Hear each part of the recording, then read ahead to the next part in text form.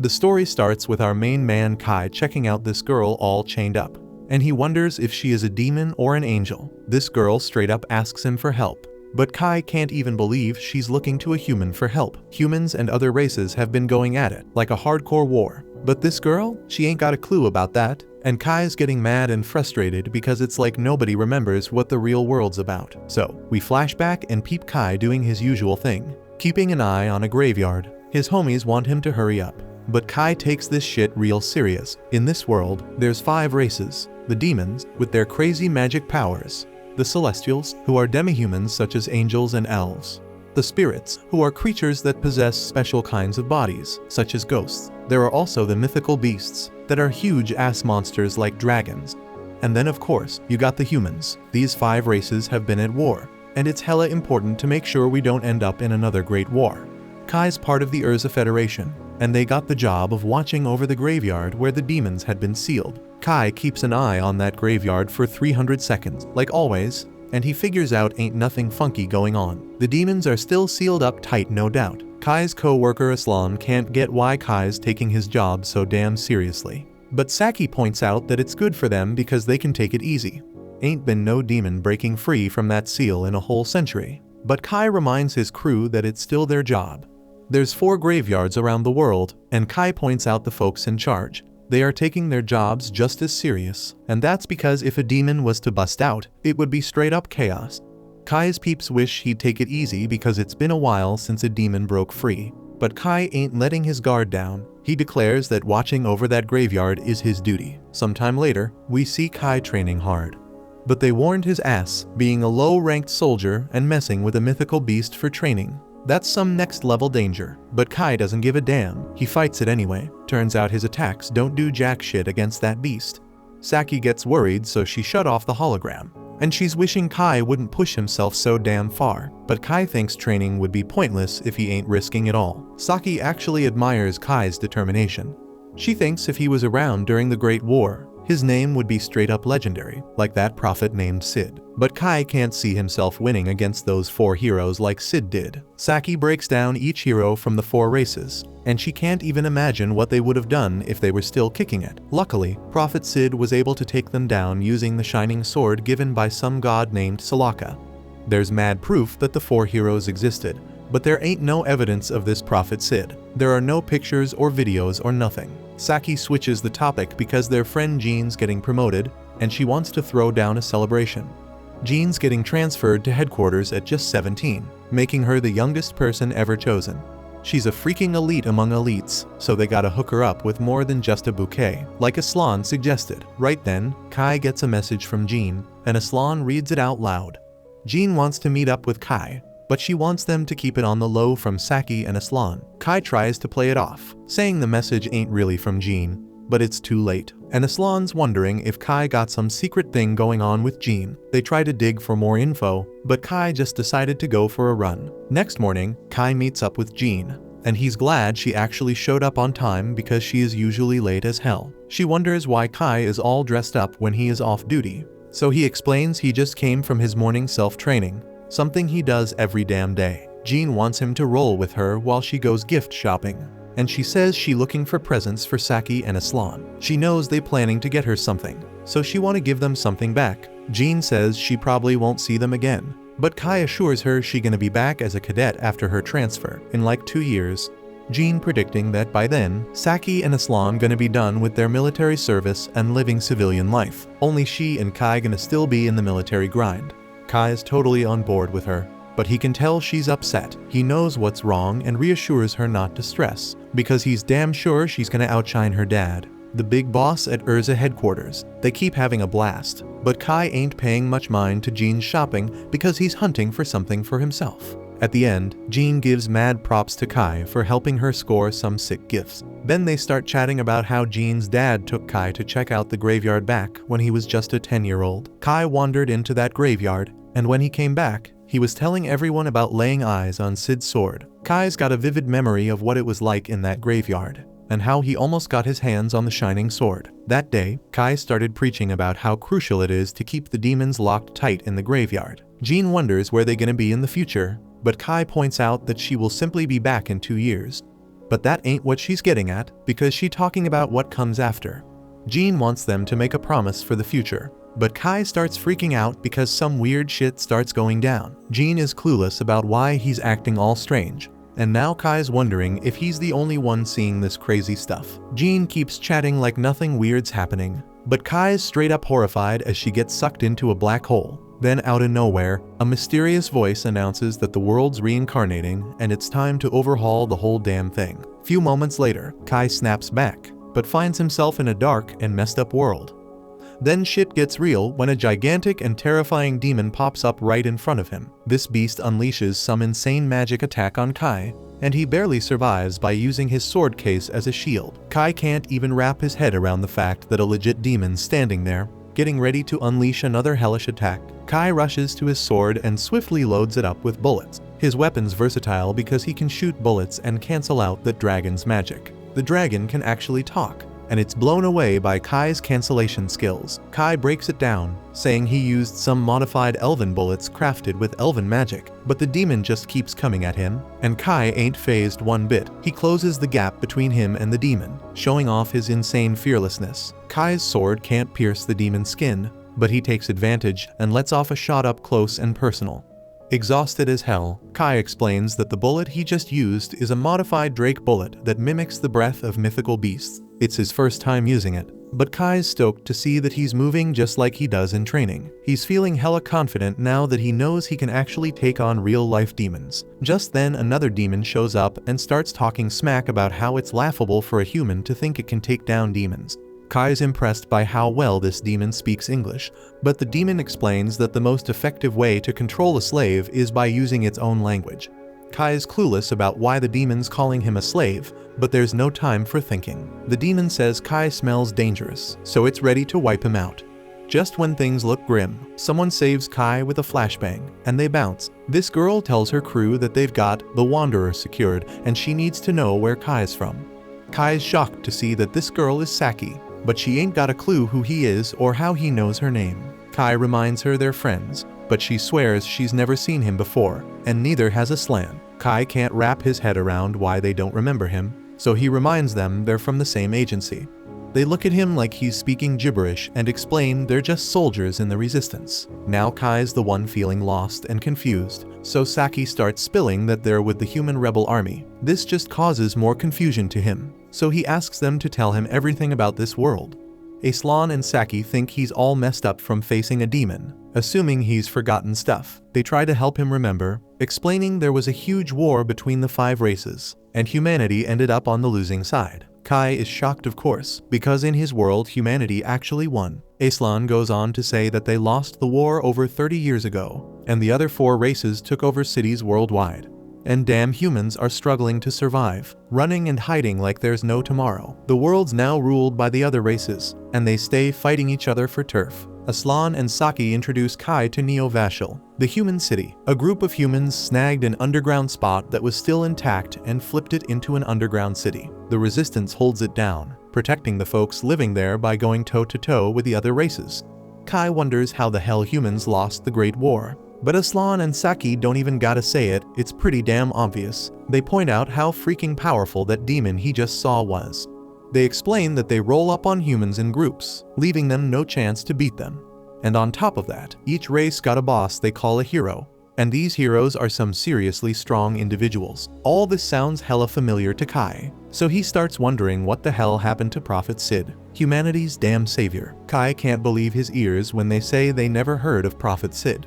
He tells them that Sid's supposed to be the hero who whooped the other race's asses. Aslan hits the nail on the head, saying if they had someone like that, they wouldn't be living underground like they are. Just then, the main crew rolls up, and Aslan explains there are multiple human cities around the globe with resistance groups in each one, all overseen by the main core. The resistance commander is someone who's saved countless lives, and Kai's jaw drops when he sees it's Jean, especially because everyone thinks she is a dude. Aslan and Saki introduce Kai to the commander, explaining his memories a bit foggy. Jean starts to leave, but Kai can't handle it all and stops her. He tries to jog Jean's memory about who he is and how they were just shopping a few minutes ago.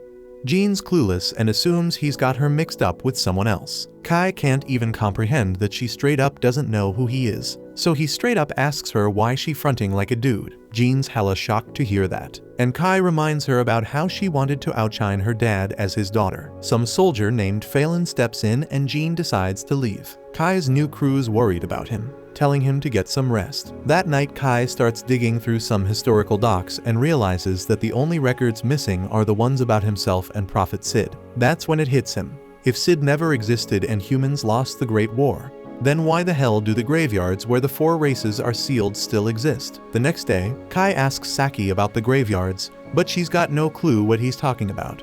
Aslan lets Kai borrow the car, which pisses off Saki, but Aslan says it was just instinct. Kai pulls up to the graveyard and thinks about how it's his first solo trip. He's tripping out when he sees that the blockade stone is gone, so he enters. The darkness fades into light, and Kai's jaws drop when he lays eyes on the shining sword just chilling there. This straight up proves to him that the legends about Sid gotta be true.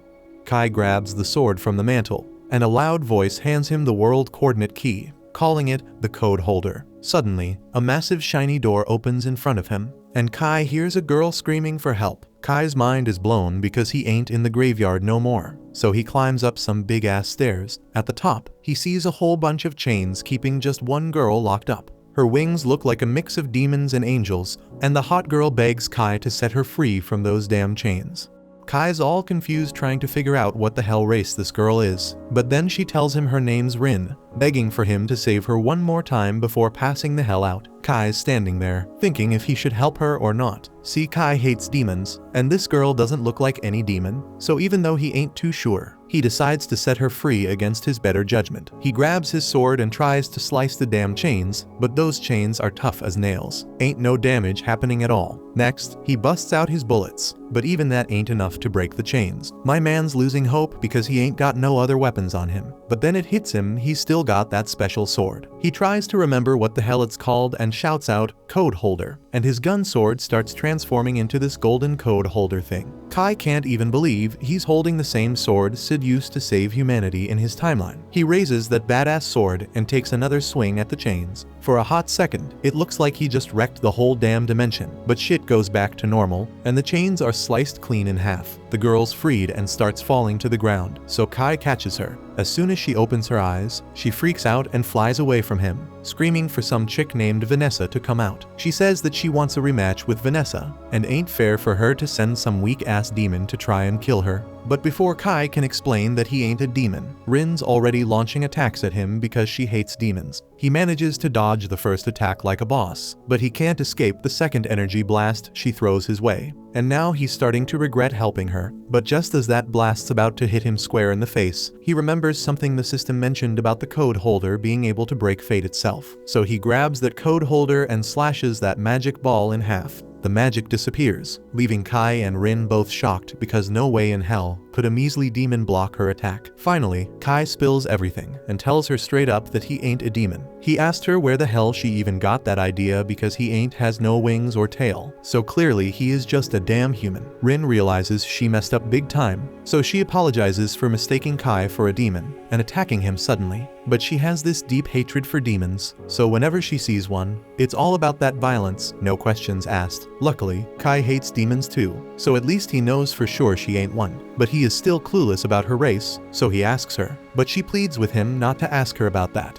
Kai agrees to drop the race talk for now, but he has other questions, like where the hell they at? But Rin had no clue either. All she remembers is fighting Vanessa, and then she's suddenly stuck in this place. Kai recognizes the name and asks if it's the same Vanessa who's a hero to demons, and Rin confirms it. That surprises Kai because Rin picking fights with heroes and all, so he asks if she is really that strong. And Rin proudly claims she could wipe out a whole damn army of demons if she felt like it. But she also admits that Kai's just as impressive because he managed to block her attacks. She is curious about how he pulled it off, so Kai is about to spill about his sword. But just then he peeps a portal behind Rin, and out comes this ugly-ass monster. The monster starts talking about some fate singularity entity waking up and how it's a major threat to the new world, so it's gonna start doing its thing to get rid of it. The monster tries to take out Rin, but Kai swoops in and saves her at the last second. This monster has serious power, so Kai says he and Rin have no choice but to run, and she agrees, so he grabs her hand, and they both dip.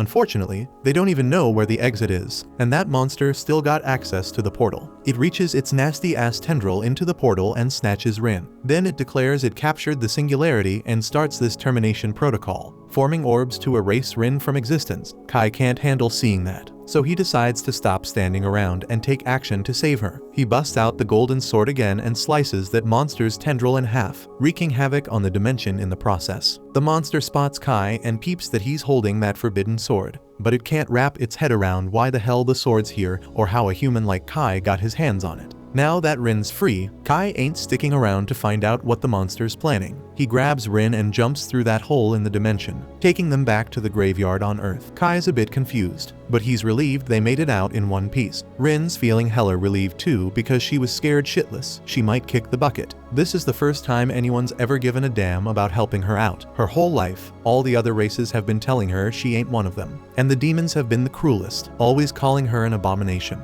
That's why Rin got into that massive fight with Vanessa. Kai tries to comfort her, saying he knows how she feels because all his friends don't remember him no more. He feels like he's all alone in this messed up world. The history he remembers is one where humans won the Great War of the 5 Races, but in this world, demons seem to be taking over the human cities. Rin's a little confused because she doesn't remember demons ever getting the upper hand against humans. In fact, around the time she fought with Vanessa, humans were starting to kick demon ass, and the demons were whining about it being because of the human hero. Kai gets all hyped and asks if Rin remembers Sid, but she never got to meet him, so she can't say for sure. Kai realizes he might have overreacted, so he apologizes to Rin, but at least they know they come from the same past, so they gotta be connected somehow. Rin gets close to Kai and says he's the first person to ever stand by her side, and that shit makes her hella happy. A little while later, they bounce from the graveyard. Rin asks Kai what he plans on doing now, but before he can answer, Rin collapses from exhaustion.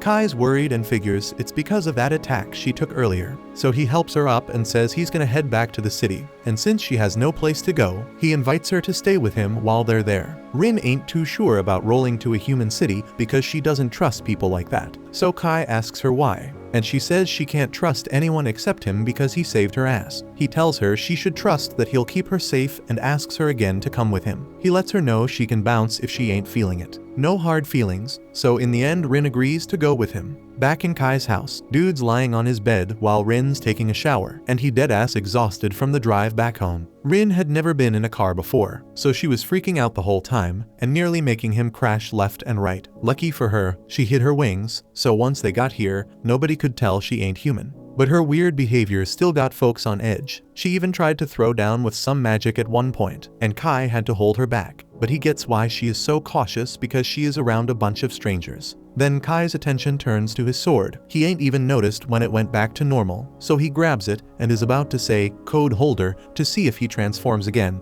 But before he can do that, Rin comes running out of the shower, begging for help because she can't figure out how to turn off the damn water. Kai tells her he'll help, but for now, he can't look because she ain't wearing any clothes. Once the shower's off, Rin gets dressed and starts talking about how humans got all the good shit. Even with their messed up society, they still got that warm ass water to shower with, while Rin had to bathe in a damn waterfall. And also humans got the soft beds too, but on the surface, everything's destroyed. So she finally gets that Kai wasn't messing around when he said demons took over the city. Kai had his doubts at first, but meeting Rin confirmed he ain't losing his mind. Now he knows for sure they are in a world where the race war results got messed up. The real history is the one where Sid became the human hero, but in this reality, Dude never existed for some reason. Rin suggests they gotta find a way to escape this reality and get back to the old one. That's the solution to their problem. But Kai doesn't know if there's actually a way to make that happen. They hit the bed after that, but late in the night, Rin jolts awake and warns Kai about some strong-ass magic vibes, meaning the demons are launching an attack. Outside, the demons just busted through the city ceiling and going on a rampage. Kai already knew humanity was screwed in this messed up reality,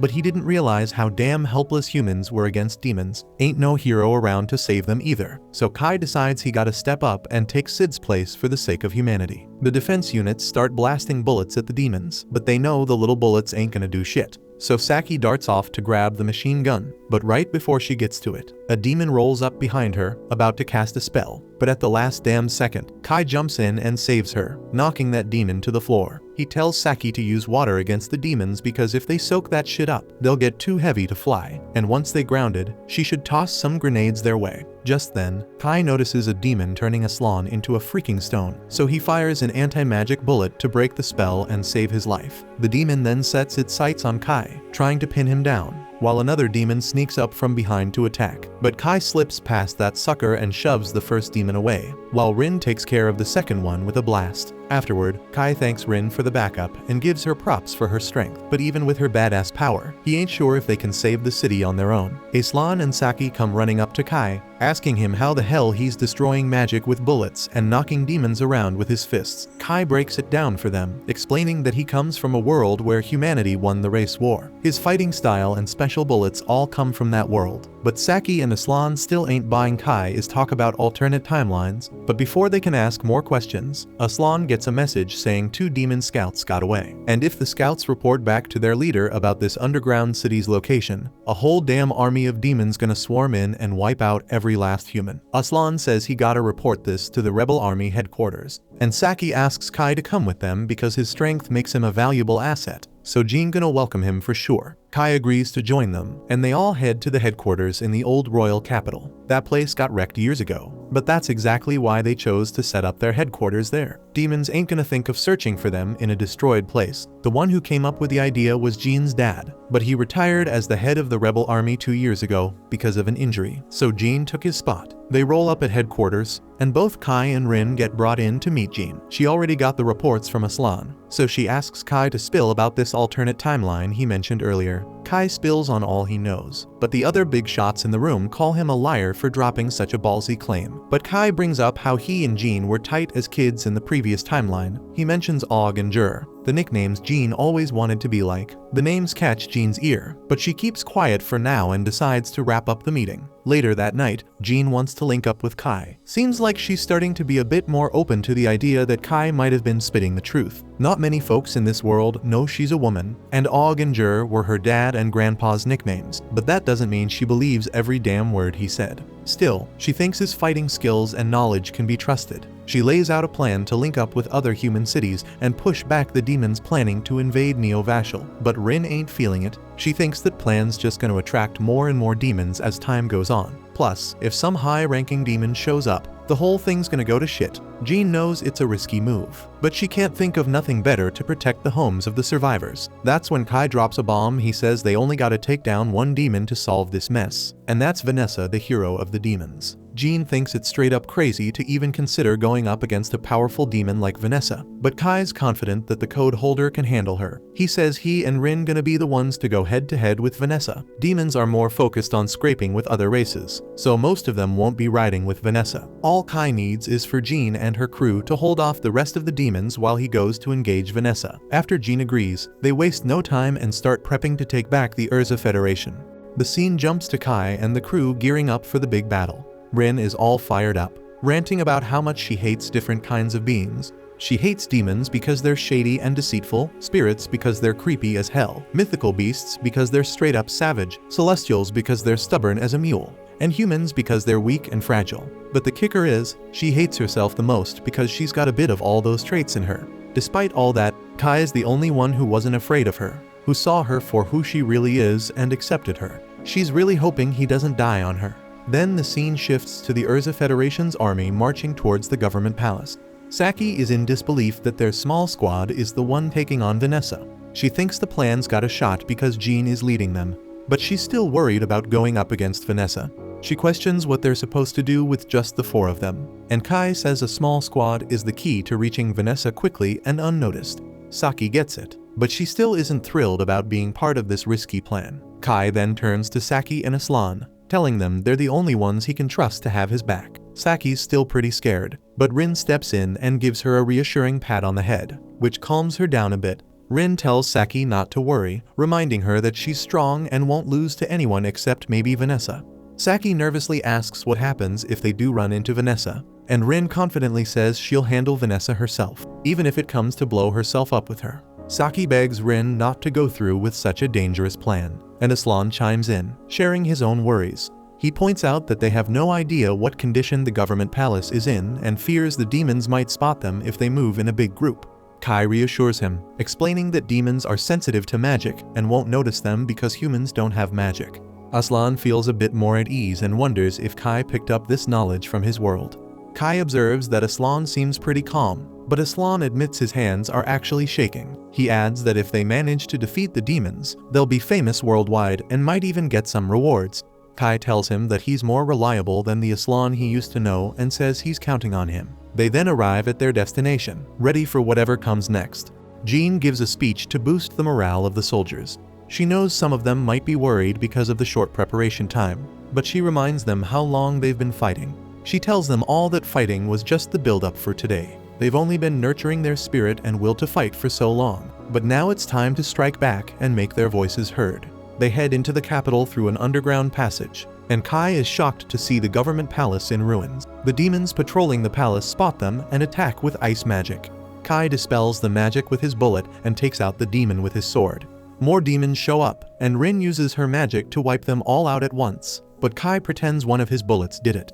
Aslan and Saki are surprised to see he has a bullet this powerful, and Kai tells them it's his strongest bullet. He then asks Rin if she can sense Vanessa, and she finds out Vanessa is on the top floor. Kai tells Jean he'll go look for the demon hero, starting with the top floor on the north side. Jean says she'll go with him part of the way, but Phelan informs them the stairs on the north side are collapsed, so they should use the ones on the south side.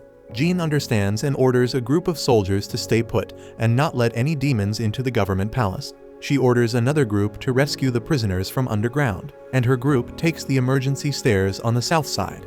On the way, Phelan asks Kai about the lightning attack from earlier, realizing he wasn't responsible since she never saw him pull the trigger, and she figures out it was Rin's doing. Jean then asks Kai if he's still up for fighting Vanessa alone, and he says he is. She then informs him the demons should be gathering soon, and Rin then notices an imp summoning a large demon on their way up. They're too late to stop it, and it summons the demon. The demon grabs one of the soldiers, but Phelan saves him, telling the others to go on ahead while she deals with this small fry. They leave her behind to handle the demon, and outside, the group of soldiers are also fighting some demons, and the second group saves the captives, and Jean and the others head into a room. Jean gets hit by a powerful lightning attack as soon as she walks in, but she's totally fine. Rin notices she's wearing an elven garment and Jean explains it's a magic item called the Sacred Light Garment, which they got from an elven village. Jean says this is the best thing for magic resistance. She tells them her forces will handle the demon and tells them to move on. Kai and his group move forward and put on some armbands. Saki is surprised to learn these armbands will keep them hidden from demons and wonders how they work. Rin tries to explain its barrier magic, but Kai warns her not to. Rin says a human made it by copying angelic barrier magic. She explains it bends light to hide them, and they continue on. A demon approaches them, and Saki tries to attack, but Rin stops her. The demon passes right by them without noticing. They're all relieved the barrier is working, and soon they reach the breaker room. They tell Saki and Aslan to stay there and cut the power if it looks like they're losing to Vanessa. Kai explains they'll use the dark to escape, and he'll send a signal when it's time. Kai and Rin move on, but then they hear an alarm. Kai worries they've been found, but Rin says her barrier should still be up, and Kai realizes it might be the building's infrared sensors.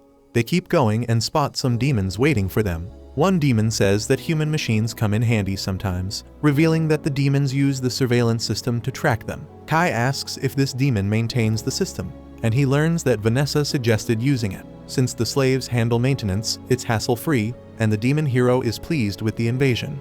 The demon is curious why they'd risk a suicidal mission.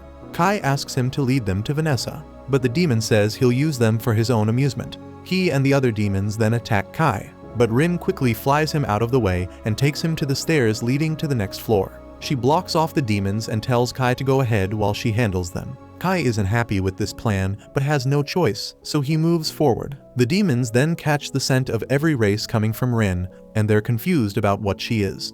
Rin says she doesn't know and admits she hates demons.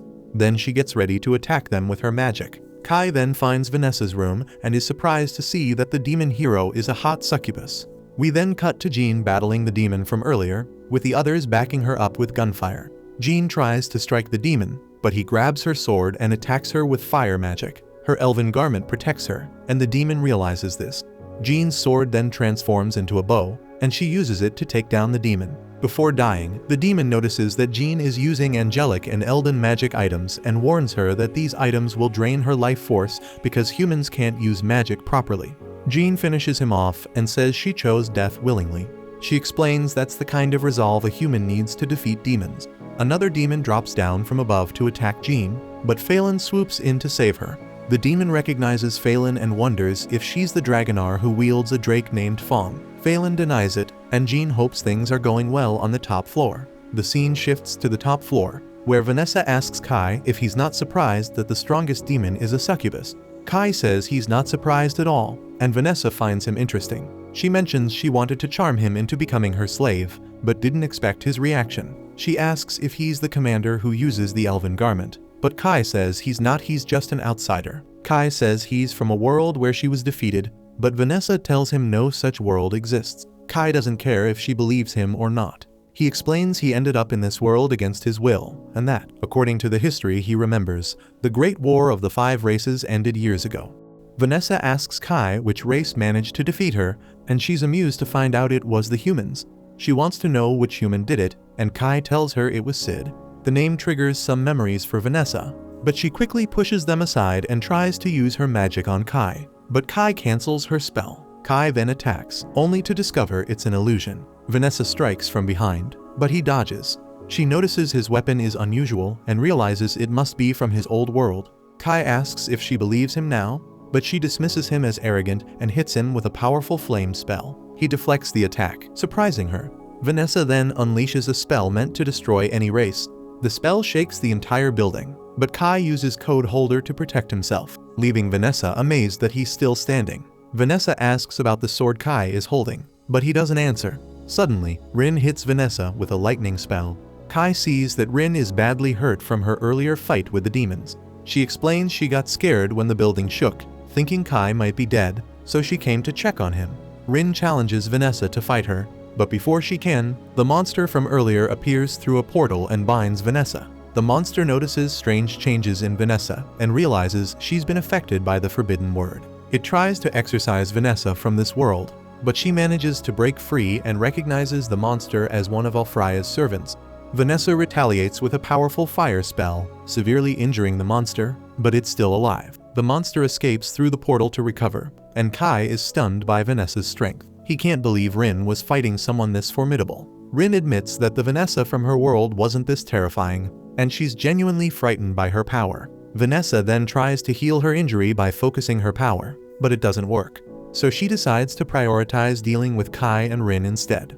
Rin knows they don't stand a chance against her, so before Vanessa can attack, she flies in and tackles her, telling Kai to get out of there because she won't be able to hold Vanessa off for long. Rin throws up a shadow prison barrier around herself and Vanessa to buy some time. Vanessa sees its spirit magic, but it's way too weak to stop her. Rin gets thrown back when Vanessa breaks through the barrier, but before Vanessa can finish her off, Kai charges in to attack. Since Vanessa is focused on him now, she redirects her blast at him instead.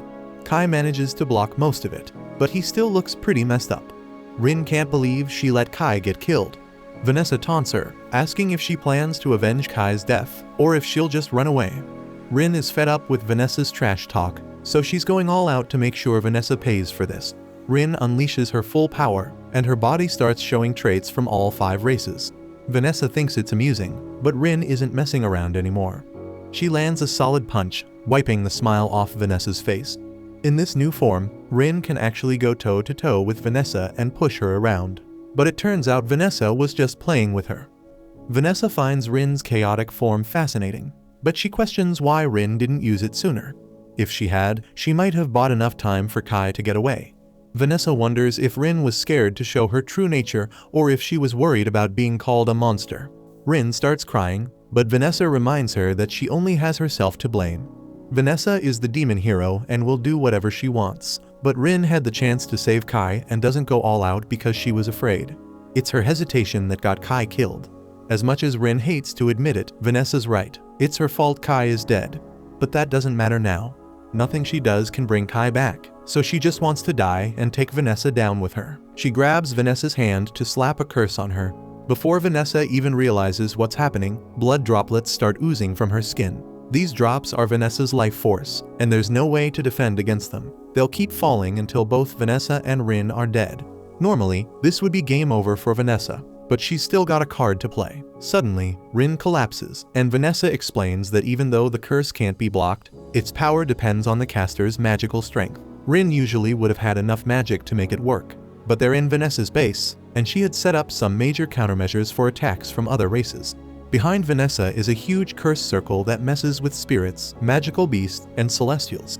Since Rin is all three, the curse is hitting her 3 times as hard, so it's crazy that Rin lasted this long. She can't even get her revenge for Kai, so she just sits there and apologizes for not being useful. Vanessa's getting fed up with Rin's weak act, so she gets ready to finish her off with one last blast. But before Rin gets killed, the blast is blocked by Kai, who's somehow still alive. He tells Rin there's no need to apologize, and that she was actually really helpful because her fight with Vanessa gave him enough time to wake up. Rin can hardly believe Kai is still alive, and Vanessa can't either, so she asks him how he survived, because there is no human should still be standing after that. Kai remembers using the code holder to protect himself from the blast, which is the second time it saved his life in this fight, but he keeps that to himself and just gets ready to face Vanessa. Vanessa's pissed that Kai would dare challenge her, so she reminds him he's just some trash who survived by luck.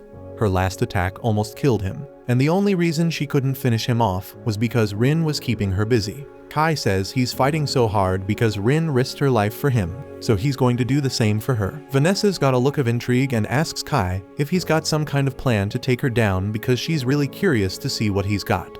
Humans always talk big about showing their potential, but she's never been impressed by any of them. The spirit hero, the celestial hero, and the beast hero have been a pain in her side, but at least she respects their power. When it comes to humans, though she hasn't met one she can respect unless Kai's about to claim he's strong enough to be humanity's hero. Kai tells her he's not aiming to be humanity's hero, but she asks to see what a human can do. So he's going to show her exactly how powerful a human can be. From here on out, he's facing Vanessa as a stand-in for all of humanity. Even though Vanessa can't imagine what he could possibly do to beat her, she decides to take him seriously. She uses her magic to summon a mini meteor to smash Kai, but Kai slices it into pieces with the code holder. Vanessa's impressed he cut through her magic so easily, but she's far from done, so she starts casting a bunch of Hellflame spells. While she's at it, Kai calls Aslan and tells him to cut the power, so all the lights in the place go out. Vanessa realizes she can't see anything even though she's got a literal flame on her shoulder, and since Kai doesn't have any magic, she can't sense him either. But even without magic, the sword is loaded with magical energy, so she targets the sword with her Hellflame attack. As the dust clears, she's shocked to find Rin holding the code holder while Kai is already behind her. All those years Kai's spent training finally pay off. He locks Vanessa in a combo and has Rin toss his sword over so he can finish her off. The last thing Vanessa says before getting sliced is, "I guess I lost. Good game, human." As Vanessa collapses to her knees, her body starts falling apart from all the damage. Rin and Kai notice something's up with her, and then Vanessa's memories come flooding back. She remembers everything about Sid and the whole world reincarnation deal. She can't believe she let herself fall for it after Sid warned her something like this could happen. After hearing that Vanessa knows about Sid, Kai starts grilling her to spill all the details. Vanessa tells him about this crazy thing called world reincarnation that Sid talked about. Apparently, someone messed with the timeline and changed history, so Kai's gotta find this person, who's probably one of the other 3 heroes. Sid saw this world reincarnation coming, which is why he gave Vanessa his sword to keep it safe from enemies. That sword's the key to fixing all the mess made to this world. Kai is curious why Vanessa and Sid would team up when they're supposed to be enemies. Vanessa explains that she did fight Sid once, but he earned her respect as a serious fighter, and they ended up working together. There's a lot about the old world Kai doesn't know, so Vanessa warns him to watch out for the Zero Code. It's some seriously tricky magic. On top of that, Vanessa tells Kai he did a damn good job against her, and she was really impressed. From his plan to use the darkness, to his guts and combat skills, she now gets what he means by human spirit. Even though she's pissed about losing, she'd love to face him again, and if they meet up next time, she's planning to have a lot more fun with him, but as a succubus. Kai is kinda speechless after what Vanessa just said, but the fight's exhaustion hits him, and he ends up dropping to his knees. Still, he's relieved he actually took down Vanessa. Word about Vanessa's defeat spreads fast, and soon all the human survivors are back at the Urza Federation, ready to start taking it back. Things are finally looking up for the humans, but while everyone's celebrating the win, Kai's stuck on what to do next. Rin notices he's off and asks if something's wrong. Kai mentions he thought something happened to them, which is why they're the only ones who remember the old world. But if Vanessa's right, then it's actually the other way around. The world got flipped upside down, and somehow they're the only ones who stayed the same. Rin's saying she wants things to go back to how they were because this new world freaks her out, and Kai's on the same page, but he's got no clue how they'll set everything straight. Just then, Jean rolls up to Kai and Rin to show her thanks. Even though the place is a wreck right now, the only reason humans managed to take back their city is because of what Kai and Rin did. That's why she wants to thank them on behalf of the rebel army. But she notices Kai and Rin don't seem too thrilled despite their win. Kai tells her he's actually relieved he won, because he doubts he'd be able to take Vanessa down if they crossed paths again. Now that Vanessa's out of the picture, humans can rebuild the city, and maybe even make it better than it was before. But that's a job for someone else, not her. The folks who were around when the Federation first fell to the demons would be way better at leading the rebuilding efforts, so Jean's not stepping up for that. But if she's not going to help with the rebuild, Kai and Rin ask what her plan is. Jean explains there are 3 other federations that got taken over by the other races: the Eo Federation, the Yulun Federation, and the Shoals Federation. Each one's under control of a different race, and each has a human rebel army fighting back. She plans to head out and kick off a big operation to unite the rebel fronts. The word about Vanessa's defeat has spread all over, and humans everywhere are more fired up than ever. That's why Jean's hoping Kai and Rin will come with her to help out the other rebel armies. If they team up, they might be able to pull off what the humans in Kai's old world did and kick out all the other races. Jean's gonna personally lead the soldiers and make sure Kai and Rin get all the support they need, so she's asking Kai to fight alongside them. Kai looks a bit shell-shocked for a second, so Jean makes sure to mention he'll be well compensated for all this hero stuff. But it's not like Kai's not down to help humanity win. He was just thinking about how grown up this version of Jean is. In his old world, Jean was amazing, but had this kid side too, like calling him up during his training, dragging him on shopping trips, and stressing over her future with friends. But it's hard to picture this Jean doing any of that. Kai agrees to team up with Jean to fight the other races and free humanity. He reaches out his hand for a handshake, and they seal the deal. They head down to the ground floor where Jean pumps up the soldiers, asking if they've all had a good rest. They're all buzzing with energy since this is the first time they've slept without freaking out about demon attacks. They're stoked about taking back Urza, and Jean fills them in on the plan to reclaim the other federations. Meanwhile, Kai tells Rin he's going to finish this 5 races war himself. If there's no Cid to save the day, then it's on him to step up and be humanity's hero. And while he's at it, he's gonna track down the person behind the world reincarnation and set everything back to normal. Afterward, Rin finds herself dreaming about the time she was desperately fleeing from that monster we saw earlier, with Cid by her side, offering some cryptic advice. She wakes up, and we see she's in a car, headed straight for the Eo Federation. Aslan is floored that they're already on another mission, when they've barely had time to catch their breath after defeating the demon. So Saki tells him they don't have much choice. Requests for help are pouring in from other countries, and Jean is their last hope. So she hopes the capital will be rebuilt by the time they return. Aslan can only hope the demons don't retake the city, but Kai's mind is elsewhere. He flashes back to when the battle ended, and as they were cleaning up, Rin caught the scent of demons in the air. They followed the trail, but found nothing at the spot where the smell was strongest. That's when Rin quickly realized it was a trap, but before they could escape, they were caught in a barrier with no way out. That's when Vanessa's sister showed up, launching an attack, but the badass Kai cut through her assault with Code Holder. She then made another move, but Rin shut her down, and Kai asked her straight up what she wanted. So she casually introduced herself as Heinmerl the Succubus, and Kai immediately felt the heavy pressure she was giving off just as intense as Vanessa's. She admitted she was shocked that her sister had been taken down by a mere human, saying it must have taken a string of miracles to pull it off. But if she'd been at the royal capital at the time, he wouldn't have stood a chance. Then when Kai asked if she was there to avenge her sister, Heinmerl simply laughed. She admitted that she did love her sister, but now that Vanessa was out of the picture, she is now the new top dog. In fact, she was grateful to him, so she let him in on a little secret. The demons could easily retake the capital if they wanted, but they're letting the humans hold on to it for now. She suggested both sides should take a breather from the war, and Kai realized what she was hinting at. Pushing the fight any further would leave them open to attacks from the other races. Heinmerl offered a deal. The humans could keep the royal capital, but in exchange, all other territories would belong to the demons. She asked if Kai agreed to the truce, and he assured her that he'd pass the message along to his commander. But Heinmerl wasn't done. She subtly pushed Kai to go after the other 3 races, clearly hoping they'd all wipe each other out. She even teased that she'd reward him with a kiss if he succeeded. Kai is unimpressed and makes it clear he isn't interested, but she leaves him with a parting shot, saying she'd take what she wanted by force someday. As she departed, she warned him to watch out for Alfreya, who'd been acting strange lately, especially if they were planning to take on the Celestials next. Back in the present, Kai gathers the team, telling them that they need to leave the reconstruction efforts to others. Their mission now is to join forces with the EO Federation's rebel army and take down the Celestials. Saki recalls that the Celestials are an alliance of elves, dwarves, fairies, and angels. Kai adds that these beings are even more devious and cunning than humans. They're masters at crafting powerful magical items for battle, and if demons are considered monsters, then Celestials are basically humans with a terrifying upgrade. Jean then announces over the comms that they're approaching the halfway point on the highway, and the rest stop is just 2 kilometers away. It hasn't been maintained in years, but it should be good enough for a quick break. Suddenly, Rin spots something and urgently asks Aslan to open the top hatch. She peers out and spots a dragon soaring above. Aslan finds this strange, considering they're supposed to be in demon territory, but Kai quickly alerts everyone. Jean orders the convoy to speed up and try to outrun the dragon, but it's no use, the beast is too fast. Then the soldiers take aim and fire on Jean's command, but the bullets barely scratch the dragon's scales, and the creature destroys 2 of their vehicles.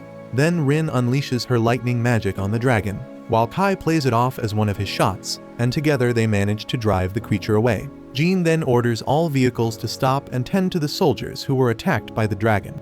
The scene shifts to the soldiers at camp, where the injured are getting treated. Rin and Kai have a tent all to themselves, and Kai can't help but feel a bit guilty for taking up so much space.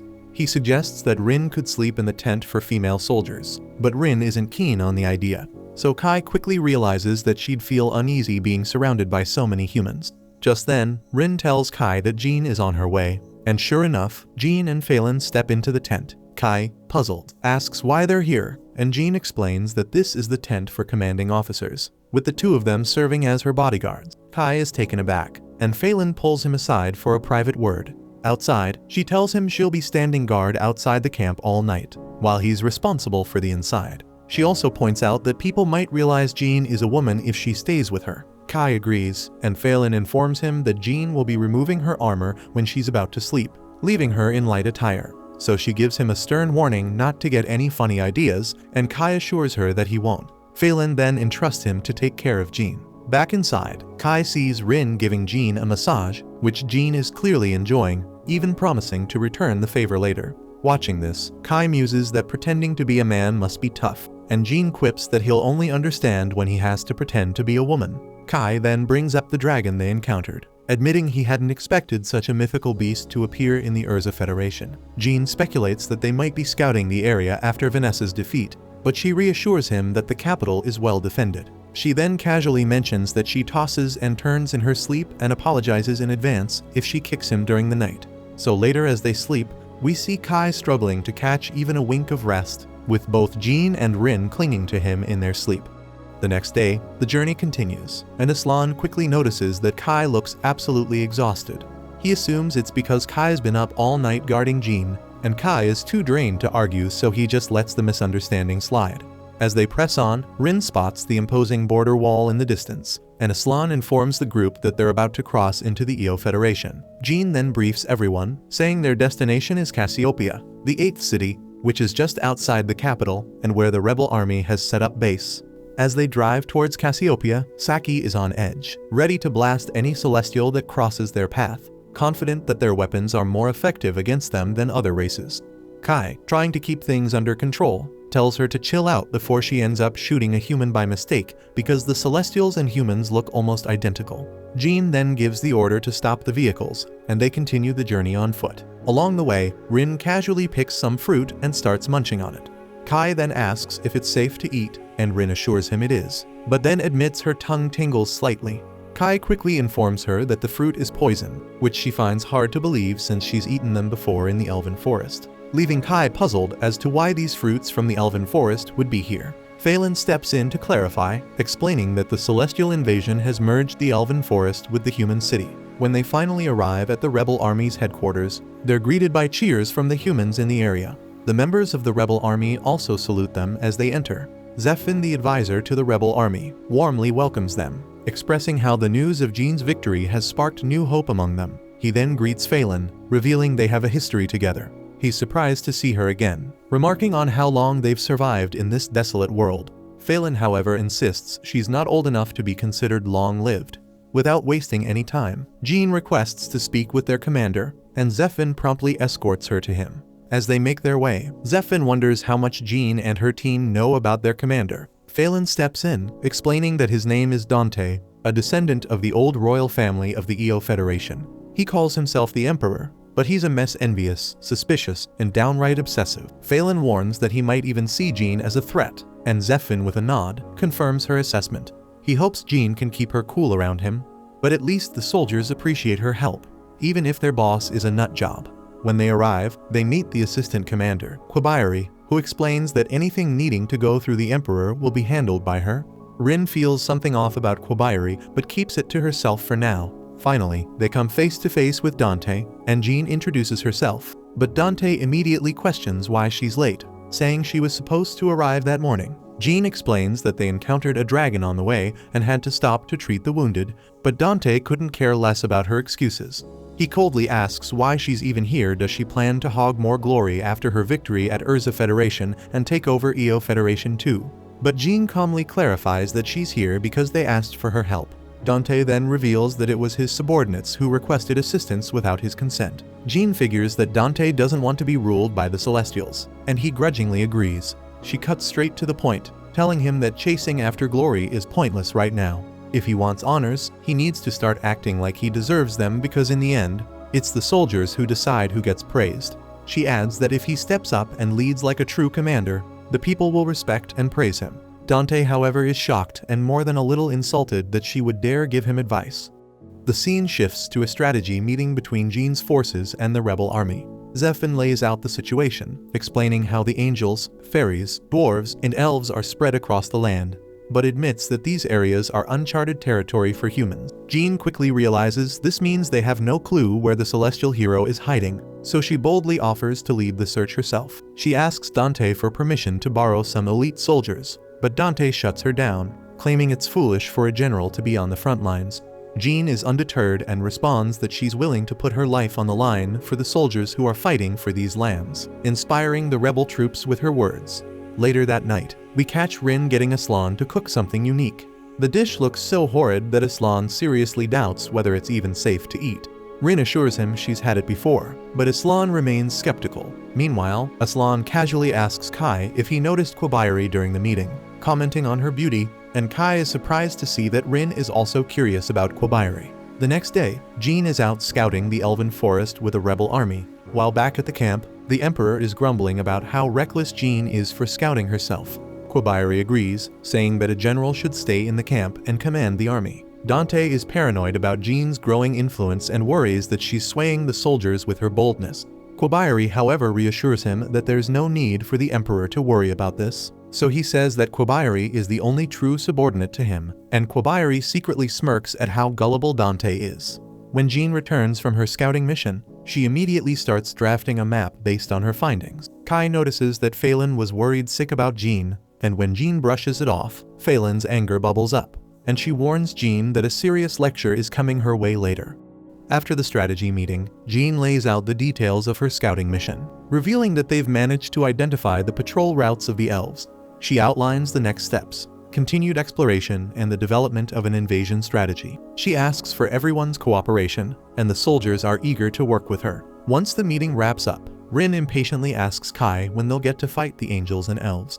Kai explains that they'll engage only after they're fully prepared, and Jean cautions that the Celestials are cunning. Rin isn't thrilled by the delay, but Kai reminds her that they'll need her strength when facing Alfreya. Rin then notices that Kobayari and Dante are conspicuously absent, and Kai speculates that they're not too keen on leading from the front lines. Meanwhile, Dante is fuming over Jean's growing success, so Kobayari hands him a piece of paper, suggesting that they need to accomplish something even more impressive to regain the upper hand. She tells Dante that achieving this will solidify his position again, and Dante laughs as he reads the plan. He then informs Zephyr that he plans to personally lead the soldiers into the elven forest, intending to capture elves and angels as prisoners of war. Zephyr is taken aback, doubting the feasibility of this plan, but Dante arrogantly reassures him, revealing that he already has a flying column deep in the forest. He declares that they're leaving immediately, but Zephyr tries to caution him, pointing out that this could mess up their coordination with the Ursa rebel army. But Dante is too full of himself to care and cuts him off, and orders Zephyr to keep his mouth shut and not share this intel with the Ursa rebels army. As Jean and her team return from yet another meeting,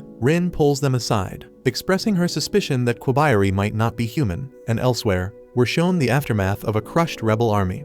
Above the scene, a castle hovers ominously, and inside, Alfraya informs the dwarves and elves that the angels plan to sever ties with them. They're stunned by the news, and they curious ask about the monstrous figure lurking behind Alfraya, but he offers no explanation.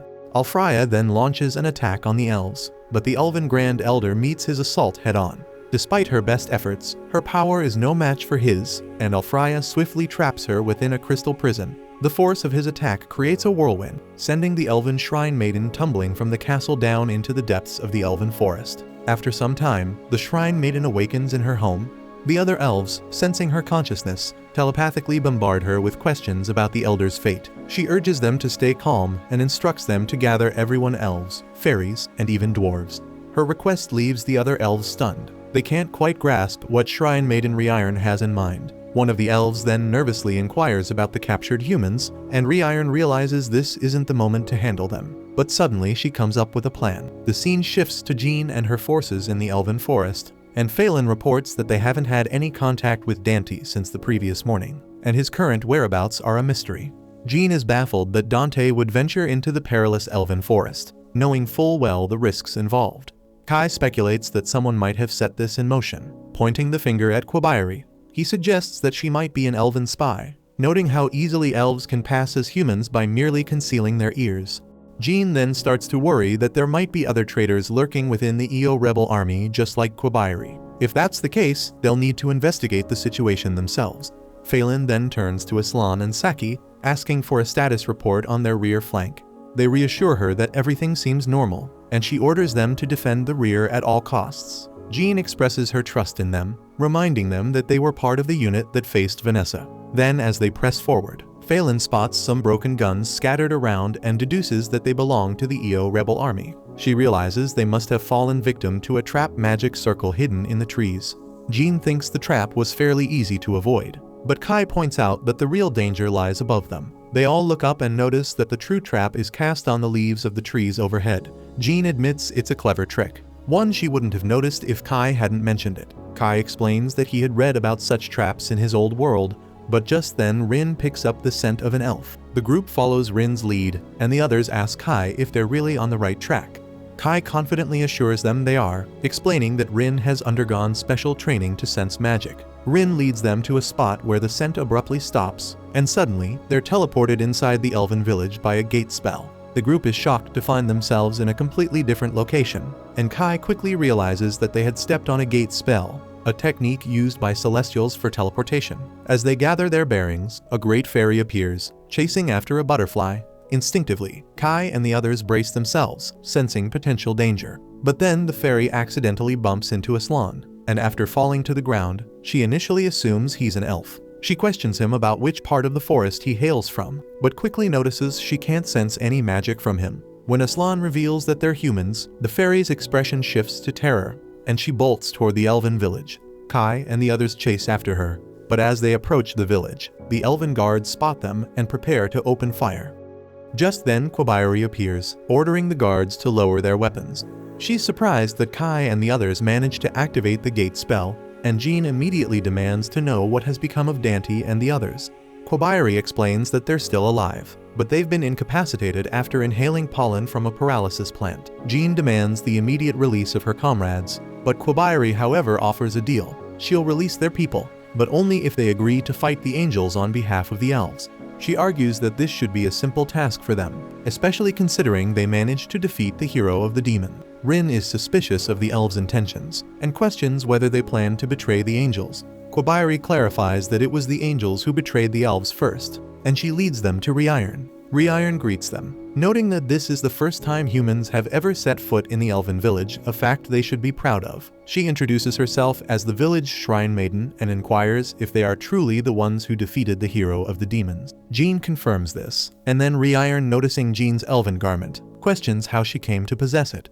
Jean explains that she took it from a group of demons near the borders of the Urza Federation, and that this happened a decade ago. Reiron lets the matter rest because the garment wasn't directly stolen from the elves.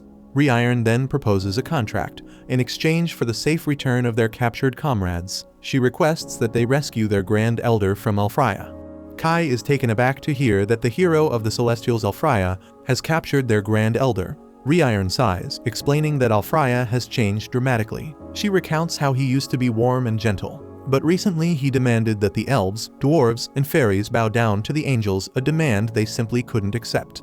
In response, Reiron and the Grand Elder approached him on behalf of the other races, but instead of hearing them out, he captured the Grand Elder. She offers to provide some guidance for the mission, but makes it clear that the actual task of rescuing the Grand Elder will be up to Kai and his team. So Kai quickly realizes that the elves are trying to avoid direct conflict with the angels. Phelan, ever cautious, demands proof that Reiron's story isn't a trap, and she points out that if they blindly follow her, their team could be annihilated by ambushes from both the elves and the angels. Kobayari, determined to prove their sincerity, offers her life as collateral, volunteering to accompany them to the angels' palace. She states that they can kill her at any point if they suspect treachery, but Phelan dismisses this offer. Phelan argues that Kobayari's life isn't worth the 6 of theirs, nor the 20 hostages they have. She demands either more lives on their side, or a more valuable life to wager. Reiron, seeing the seriousness of Phelan's request, agrees to accompany them herself. Kobayari immediately advises against this, but Reiron insists. She calmly states that if Jean and her team feel something is amiss, they are free to take her life. Jean agrees to these terms, though Kobayari continues to caution Reiron. However, Reiron is resolute and explains that as the leader, it's her duty to take this risk, and if they do nothing, it would be akin to accepting the angels as their masters, so her decision is final. Reiron adds that if the humans fail and anger Alfraya, her life will be the perfect sacrifice.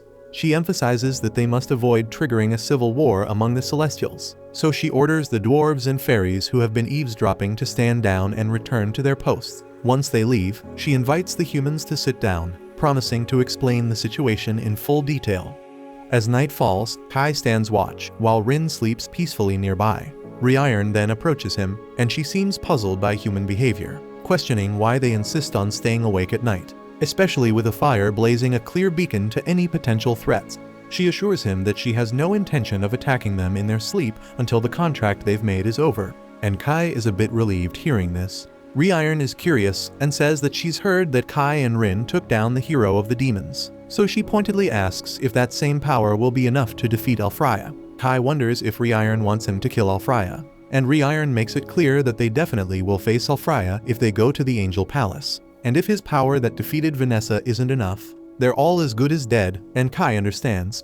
She then warns him with a steely resolve that if he dares to run from the fight, she won't let him leave this forest alive, and he knows this. Trying to shift the conversation, Kai asks if she knows a human named Sid, but Reiron says she never heard of him before walking away. Left alone, Kai ponders whether Alfraya might have the answers he seeks, remembering what Vanessa told him about the 4 heroes potentially holding clues about world reincarnation. The next morning, they prepare to enter the Angel's Palace.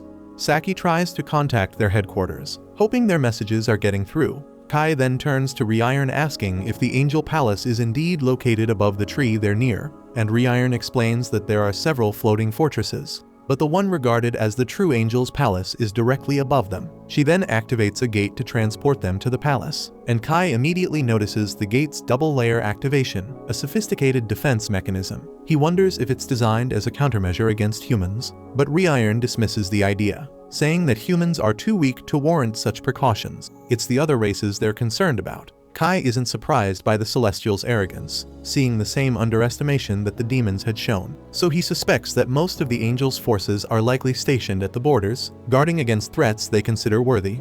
Reiron agrees with him, and she thinks that Kai really managed to defeat the hero of the demons.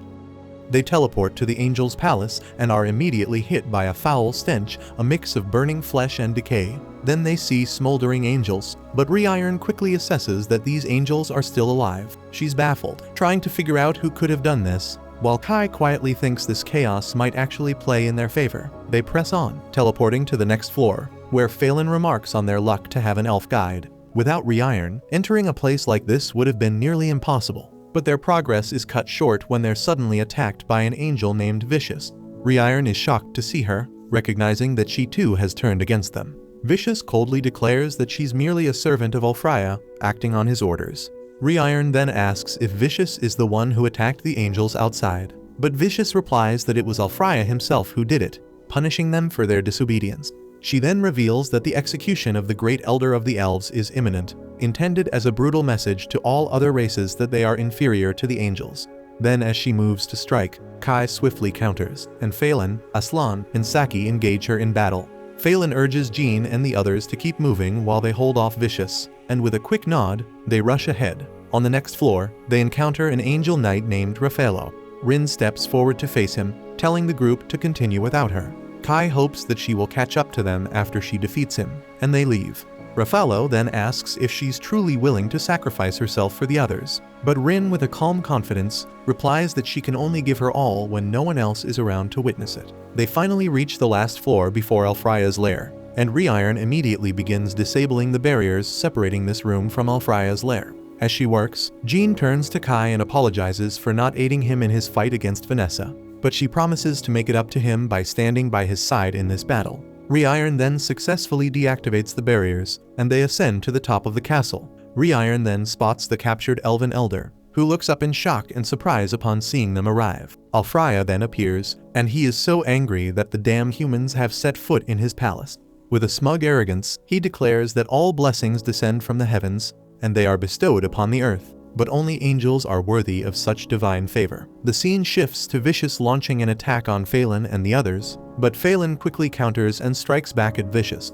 Vicious then realizes that Phelan's sword is forged from Drake's fang, and she remarks that she's heard the power of a drake erupts with impact. Phelan is taken aback by Vicious's knowledge, and Vicious nonchalantly explains that the Celestials excel at creating such magical items, so it's only natural they'd know. Phelan retorts that their lord is trying to enslave the very Celestials who create these items, and she thinks he must be pretty damn arrogant. But Vicious coldly tells her that mere humans can't even begin to comprehend their lord's intentions. We then cut to Rin battling Raffaello, and Raffaello is buried under a pile of rubble, clearly stunned that Rin was able to shatter his divine guard so easily. He acknowledges that she's a real threat, but Rin knows her attacks aren't doing much damage. She can't stand how calm and collected he is, and she thinks all angels are the same, always looking down on others. She points out that this is probably why the elves, fairies, and dwarves seem inferior to them. So Raffaello, curious, asks what species she belongs to, and she coldly replies that she doesn't know,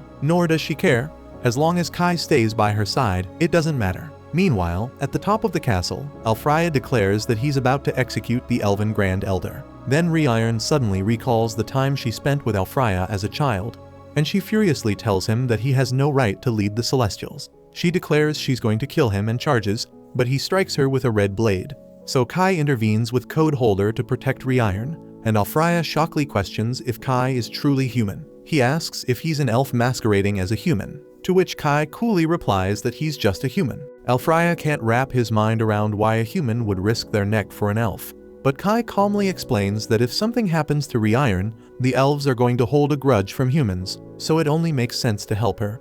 Ulfraya skeptically tells him that both he and the elf would have been toast if his judgment had been even slightly off, and he's baffled that Kai would risk his life for an elf. Then notices something odd about Kai's weapon. Kai proudly reveals that this sword was powerful enough to take down Vanessa, the hero of the demons, and it might even give Ulfraya a seat next to her in hell. Hearing this, Ulfraya is amused and can't believe the so-called foolish demon hero actually lost to a human. But Kai fires back, questioning if Ulfraya's really in a position to call anyone a fool because, unlike him, Vanessa wasn't busy trying to kill her own people. Ulfraya, with a superior tone, states that what he does with his subordinates is his business and declares that he is the noblest, the brightest star in existence, and he adds that he has no interest in keeping subordinates who don't obey. Jean, unimpressed, calls out his narrow-mindedness and takes a shot at him with an arrow. Though Ulfraya manages to block the attack, she still scratches him, prompting him to ask if she even understands what it means to wield an elven weapon. Jean, unfazed, tells him she doesn't mind draining her life away.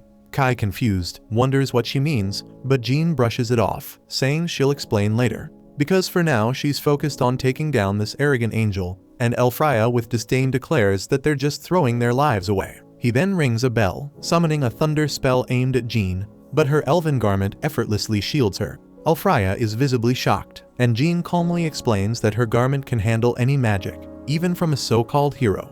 Elfraya is enraged and declares it unforgivable for a human to wear elven garments and wield celestial items, launching an even more powerful thunder attack at them. Reiron quickly uses the third form of her magic item to shield everyone, leaving Kai impressed. She explains that she doesn't want to owe the humans anything, and Kai starts strategizing, thinking that their best shot at winning this is to turn it into a 4-against-1 fight.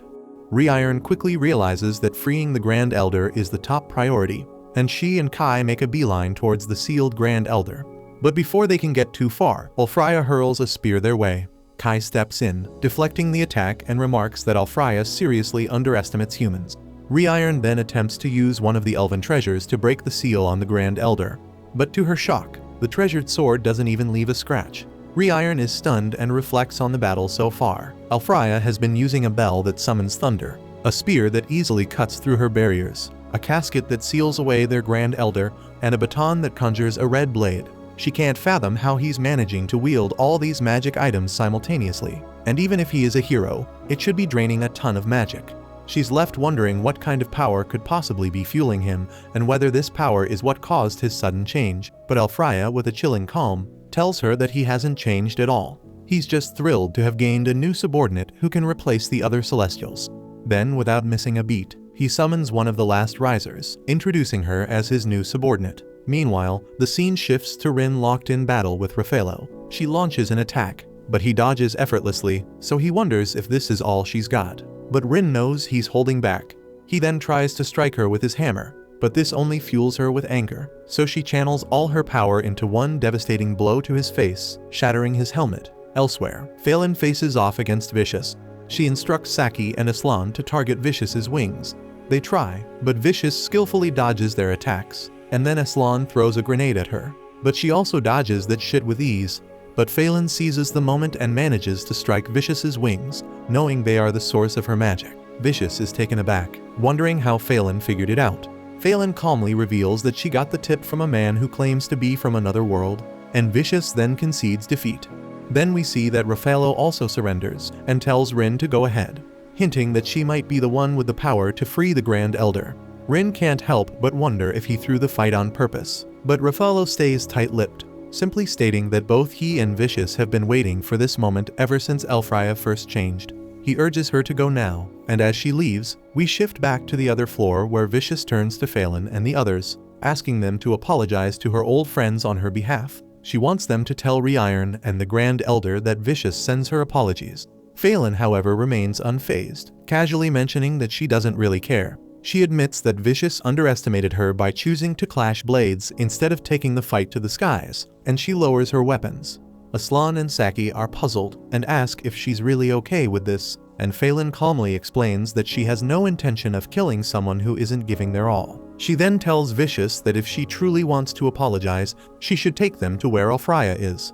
Back at the top of the castle, Elfraya orders the last riser to attack Kai and his friends. The riser unleashes a shockwave that sends Jean flying, but Rin manages to save her just in time. Jean then quickly retaliates, shooting an arrow at the last riser, but the attack doesn't even leave a scratch. Grateful for the save, Jean thanks Rin and mentions that she'll make sure to have her and Kai explain everything once the battle is over. Rin nods in understanding, while Elfraya looks on bewildered by the sight of Rin, clearly wondering what this freaking mixed being really is. Kai and Rin immediately recognize the last riser, prompting Kai to question Elfraya if he's the one responsible for the world reincarnation. Elfraya, however, is completely clueless, leaving Kai puzzled, especially since Vanessa seemed to know about this. Kai then brings up the name of the prophet Sid, and suddenly Elfraya starts acting strangely. It's clear that something is triggering a memory, but before he can fully recall it, the last riser detects the disturbance and attacks him. She realizes that the mention of Sid has influenced Elfraya, and she attempts to erase his code from this world. She initiates the hero override, causing Elfraya to vanish into nothingness. Kai and the others are left in shock, utterly confused by what just happened. Kai recalls that something similar occurred with Vanessa when she remembered something from the past world. And as the last riser leaves, the confusion only deepens. Just when they think it might be over, a black pillar of darkness suddenly emerges before them, revealing a transformed Alfraya. His eyes now look different, and his wings have darkened. Reiron is horrified and asks what has happened to him, and why he looks like this. Alfraya then flexes his newfound power, and Rin realizes that his avatar has been overwritten. Kai recalls that when the world changed, he had heard it was being overwritten. So now he understands that what happened to the world has also happened to a hero. Alfraya declares with arrogance that he's the only important being in the world, the sole existence within the heavens. In his twisted mind, this justifies his plan to incinerate everything else. He unleashes a devastating fire spell at Kai and the others, and Rin bravely blocks the attack, but her barrier shatters under the pressure. The blast severely injures Rin, and also leaves the others wounded, while Reiron is shocked that Alfraya just cast powerful magic without using any magic items. Alfraya smugly claims that this power comes from the heavens, likening himself to a shining star, but Reiron tells him that he is wrong and tries to snap him out of it, telling him to wake up and see that his wings are crying. She explains that he's not strengthening himself, he's burning through his own life force. She reminds him that Celestials take pride in their magic items, but he's abandoned that pride and is taking pleasure in using raw magic. Reiron shames him, calling it a disgrace to the celestial name. Alfraya is enraged and retaliates with a beam, but Reiron defends herself with her magic items. The beam manages to break some of her barriers, but not all, so Reiron confidently states that no single spell can destroy all 7 of her barriers, no matter how powerful it is. Alfraya undeterredly uses his sword to smash through the remaining barriers and slashes Reiron. She's stunned that her defenses crumbled so easily, and Kai steps in before Alfraya can finish her off. He tells Alfraya that Reiron once looked up to him, holding on to the hope that he would return to his senses.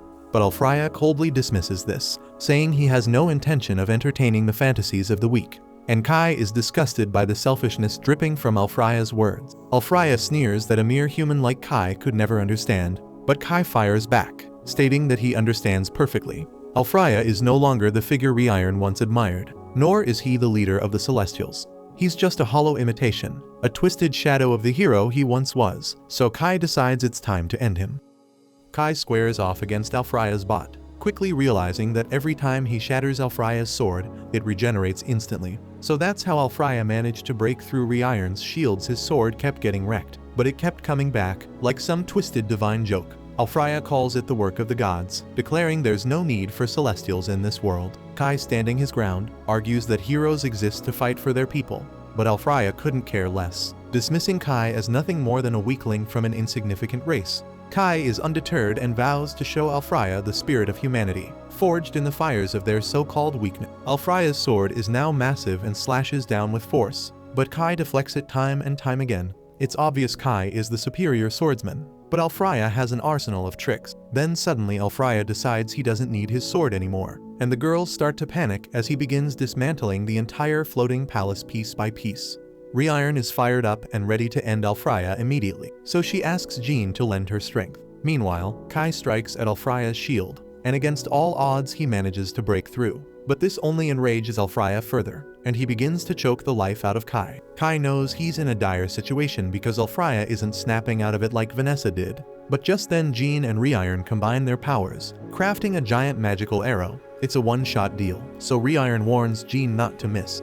Jean releases the massive attack, its sheer power evident as it tears through and rips off half of Alfraya's body. But the girls are now completely drained of energy. Alfraya, enraged beyond reason, bellows furiously at the sky, but Kai sees his moment to strike.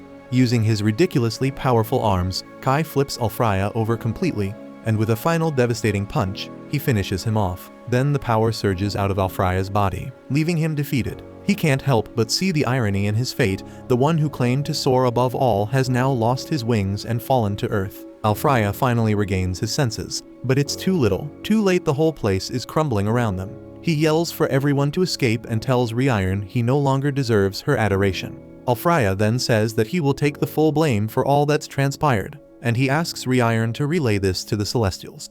Kai then thinks that this situation feels like deja vu from what happened with Vanessa, and Alfraya reveals that Sid had entrusted him with a cryptic message. Sid had spoken of something that was supposed to exist, though Alfraya admits he has no idea what Sid meant. but it was clear Sid was deeply frustrated. Alfraya also shares that the cause behind the world's reincarnation was anger. He then tells Kai that he acknowledges him because despite being a human, he risked his life to save an elf. Alfraya believes this act triggered the taboo code, and surprisingly, he's rooting for Kai now, so he urges him to shatter the hatred festering in the world. Those end up being Alfraya's final words, as he disintegrates and vanishes into nothingness.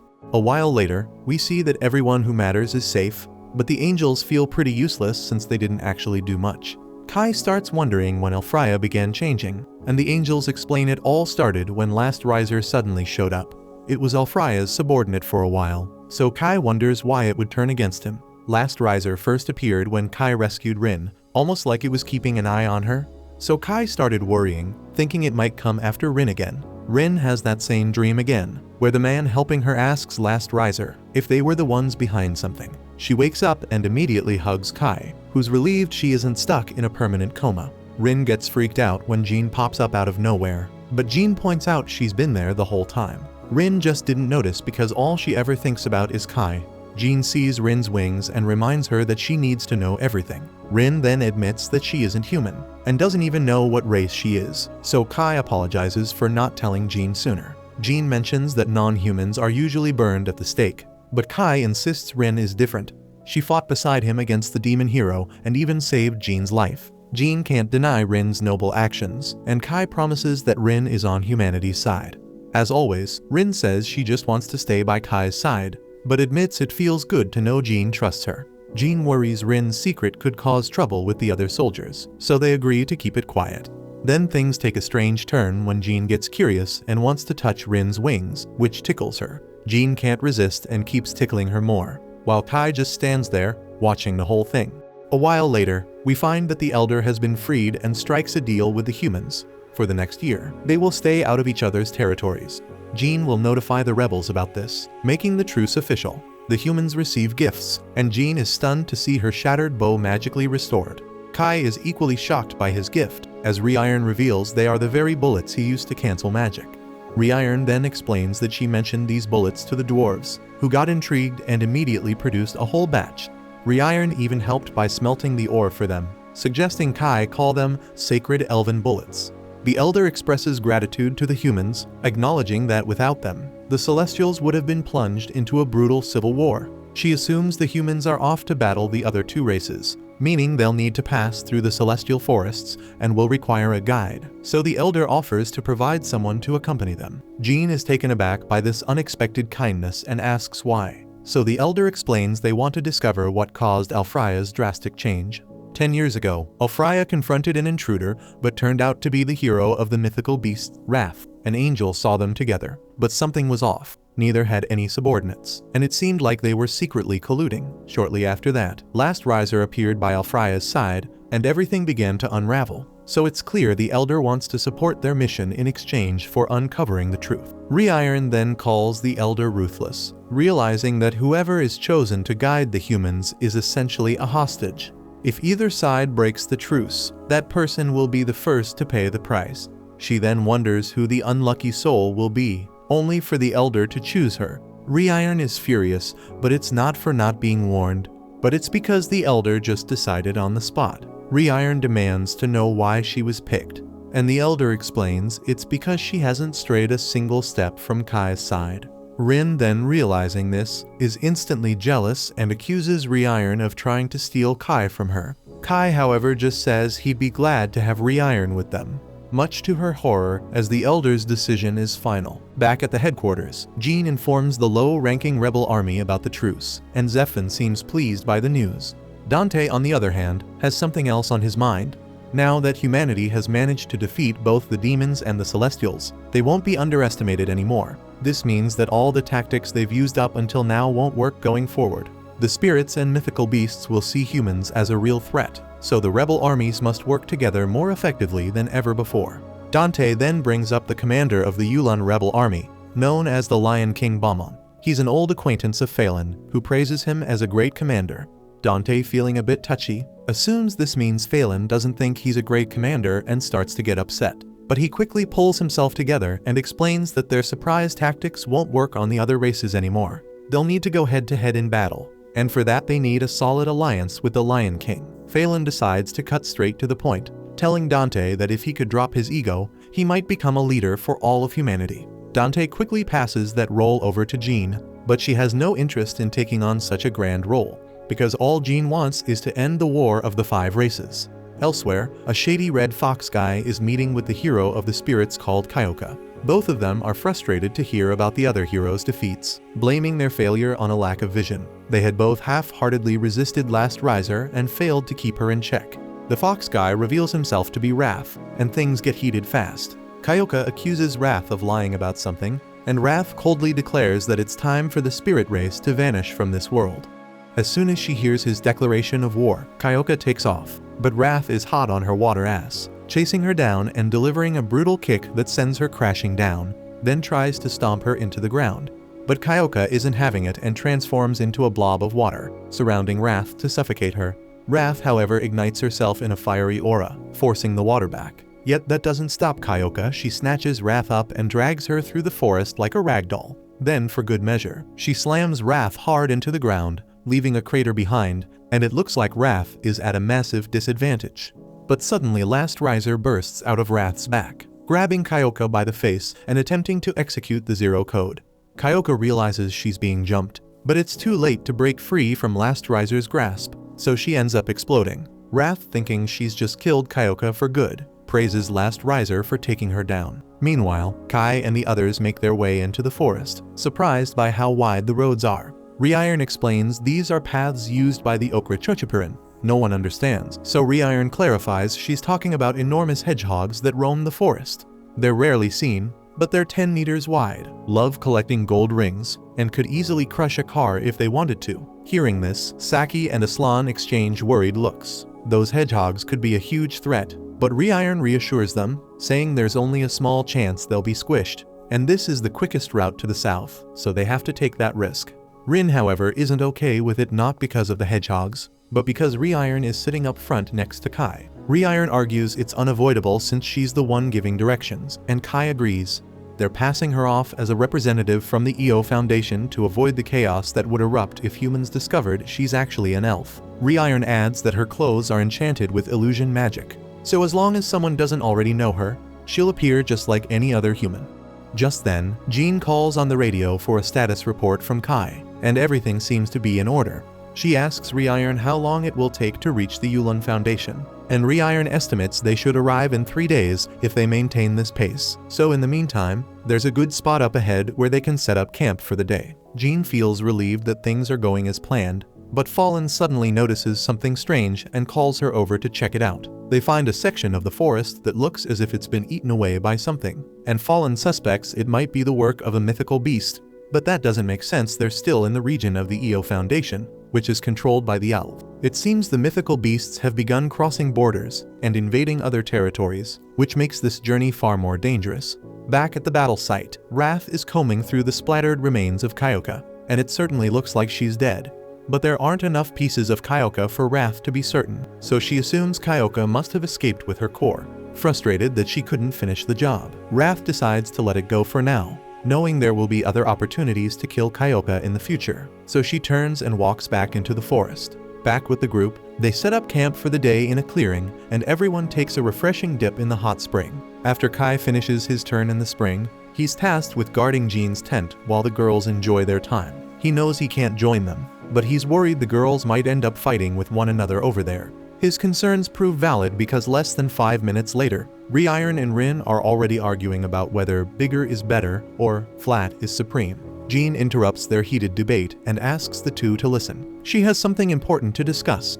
She explains she was talking with Kai about the code holder and the world reincarnation concept. And while he doesn't know many details, he's certain that the code holder wasn't made by human hands. Jean warns Kai that using it could be dangerous, but Kai counters that it's far more reckless for her to keep wielding elven weapons when they drain her life force. Jean acknowledges it's not ideal, but without it, she'd barely be able to contribute in fights, so she has no intention of giving up her weapon anytime soon. More importantly, they need to discuss Last Riser, which keeps appearing at critical moments. It severely wounded Alfreya and was even present when Kai fought Vanessa, but Kai has no idea what it is because there were no records of it in his timeline. and from what he's seen, Last Riser seems to be monitoring the heroes, attacking them if they hear the word Sid and start remembering things. Jean wonders what kind of relationship Last Riser has with the remaining heroes. There's no way of knowing whether it's subservient or hostile without facing the hero first, so they'll just have to keep fighting the heroes until they can put an end to the race war. Back in the present, Rewritten agrees that Last Riser is a serious threat, especially since it managed to change Elfraya, and they still know nothing about it, so they decide to stay vigilant for Last Riser whenever they are in a fight with a hero. But Rin is terrified at the thought of encountering Last Riser again. She doesn't know why, but whenever she sees it, she feels so paralyzed with fear that she can't move. Jean apologizes for bringing up such a frightening topic, but suddenly, they feel a violent tremor. Something is happening in the camp. Then we see two soldiers are confronted by a mythical beast and begin shooting at it, but their bullets have no effect. Kai arrives and identifies the creature as a behemoth, and without hesitation, he charges at it and fires a special bullet, which actually manages to hurt it. Phelan soon joins him, and together they maneuver around the behemoth, dealing damage. But it isn't enough to bring it down, so Phelan throws a flashbang to blind the beast and orders everyone to retreat. Kai is shocked that his modified Drake bullets didn't kill the behemoth. They were specifically designed for this purpose. This leads to a chilling realization. This version of the mythical beast is stronger than the ones from his world. As the girls return, Jean quickly orders the troops into formation to handle the threat more effectively. They need something far stronger to take it down, but they don't have any heavy artillery with them since they hadn't expected to face a mythical beast here. Phelan offers to buy some time against the beast so Jean can get the soldiers to safety, but Jean refuses to retreat and asks Kai if there's another way to defeat it. If they're going to fight both the beasts and the spirit heroes, they can't afford to be pushed back by an enemy like this. Kai agrees with her logic and explains that the beast has a magical organ on its body that's a weak spot, but the challenge is figuring out how to attack it. Jean thinks for a moment and realizes that since they're in the Celestial Forest, Rewritten might be able to use the terrain to their advantage. They then quickly devise a plan and begin luring the beast deeper into the forest. Once it's close enough, Phelan signals Kai, who releases paralytic mushroom spores, the same ones the elves used to capture Dante's team. The spores disorient the beast, allowing Rin to cast a massive lightning spell to stun it, and Kai leaps down and fires a point-blank shot at its head. But even after all this, the beast keeps advancing, trying to attack Rin, forcing Kai to step in and defend her. But before the beast can cause any more damage, Rewritten activates a teleportation circle beneath it, sending it away. She then smiles with satisfaction as she explains that the plan worked perfectly. The beast has fallen into a trap and is being burned to a crisp as they speak. Jean is pleased with their victory, but then she notices something bad happened to Kai, so her smile fades as she rushes over to check on him. Rin is standing over Kai, tears streaming down her face. He has suffered a severe wound to his shoulder from when he stepped in to protect her earlier, so she blames herself for him getting hurt. Kai then explains that the beast could still sense magic, so when Rin cast her spell, it locked onto her and tried to take her out, and there was no way he was going to stand by and let that happen, so his injury was inevitable. Rin hates seeing Kai like this. He's clearly in a lot of pain, but he's still more concerned about her well-being than his own, so he asks if she's okay. Rin assures him she isn't hurt, and Kai is relieved to hear that, even though he is far from all right. Jean and Rewritten then quickly come over to help patch him up, and they manage to get Kai back to camp for proper treatment. But while he is unconscious, he has a strange dream. In it, a mysterious voice in the forest calls out to him, urging him to wake up and come to it as the child chosen by fate, the one who touched upon the taboo code. Kai wakes up suddenly, realizing he wasn't the only one who heard the voice. Jean had the same dream. He recognizes the voice and knows the location it was calling him to is somewhere within the Elven Forest. With this in mind, Kai asks Rewritten to guide them there so they can investigate. Outside, Aslan and Saki were packing up, getting ready to hit the road. But then, Aslan receives a message from the group saying their plans have changed, and everyone should wait until they return from their mission. So Saki, eager to make the most of this short break, decides to enjoy some extra time in the hot spring. Meanwhile, the group heads deeper into the forest with Rewritten leading the way. She has no problem taking them to the building Kai saw in his dream, but she doesn't think there's anything special about it. It's just an old stone statue, and she had visited it some time ago out of curiosity about human structures. Jean is shocked that a structure like this, all the way out here, could have been made by humans. But Rewritten confirms it wasn't created by the Celestials, and that the only other race capable of building it would be humans.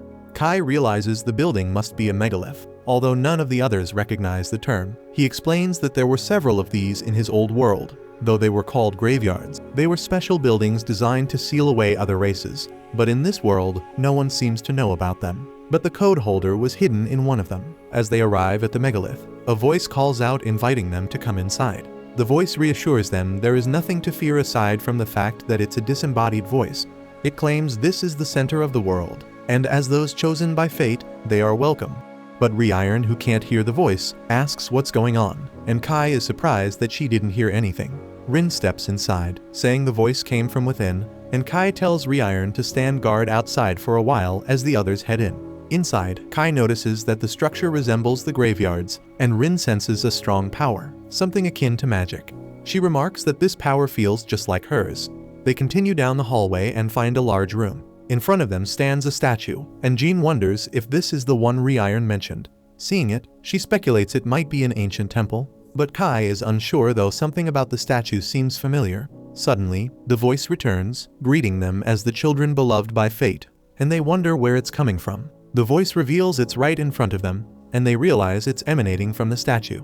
The voice reassures them not to be afraid, saying it is currently powerless. Jean, still cautious, asks who it is.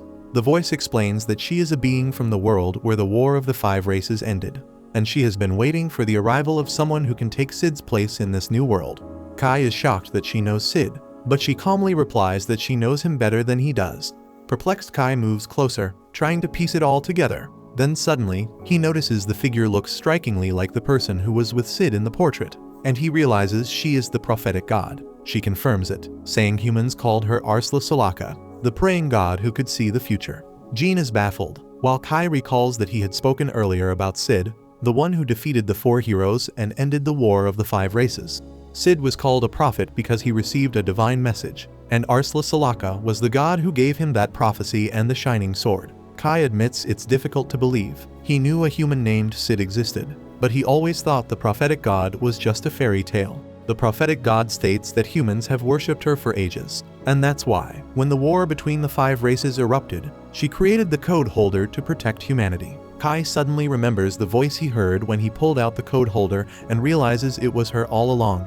She is pleased that he remembers and says she is happy that in a world without Sid, he is the one who received the code holder. Jean asks the god what she wants from them, and the god declares she has a prophecy for them. She explains that this is all she can offer now, as she used up all her power to create the code holder, which left her unable to prevent the world reincarnation. Kai asks what the world reincarnation actually is, and she replies that even she does not fully understand it, but she knows the world has been overwritten by a false history. And because of the world reincarnation, Sid's existence has been erased, and a false reality has taken its place. Jean is in disbelief, arguing that humans have been fighting in this world for decades. She wonders if the god is implying that all of their efforts have been in vain. The god clarifies that it's quite the opposite. The world reincarnation has reversed the world's fate, but this reversal is still incomplete.